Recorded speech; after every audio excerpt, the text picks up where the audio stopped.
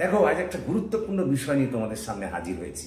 সেটি হলো অ্যাকম্প্যানি বাই এবং অ্যাকম্প্যানি উইথ, এই দুইয়ের ব্যবহারকে কেন্দ্র করে। প্রায়ই এই দুইয়ের ব্যবহারকে কেন্দ্র করে তোমরা কনফিউশনে পড়ো। কোথায় অ্যাকম্প্যানি বাই হবে, কোথায় অ্যাকম্প্যানি উইথ হবে, তা ঠিক বুঝতে পারো না। আজকের পর থেকে আর এই বিষয়ে কোনো সমস্যা হবে না। জেনে রাখো, যখন কোনো মানুষের সঙ্গে সঙ্গ দেয়া বোঝাবে তখন তুমি ব্যবহার করবে accompany by. Accompany by a person, যেমন আমি এখানে লিখেছি I am accompanied here by my friend. আমি আমার বন্ধুর সঙ্গে সঙ্গ দিচ্ছিলাম, অতএব বন্ধু যেহেতু মানুষ, সেহেতু হলো অ্যাকম্প্যানি বাই। আর যখন কোনো বস্তুর সঙ্গে সঙ্গ দেওয়া বোঝাবে তখন হবে কিন্তু অ্যাকম্প্যানি উইথ। যেমন মনে করো আমি লিখেছি he was accompanied with a brief case in the meeting. সে মিটিংয়ে একটা ব্রিফ কেস সঙ্গে নিয়েছিল, তাহলে এখানে বস্তুর সঙ্গে সঙ্গ দেওয়া বলে এখানে অ্যাকম্প্যানি উইথ বসেছে।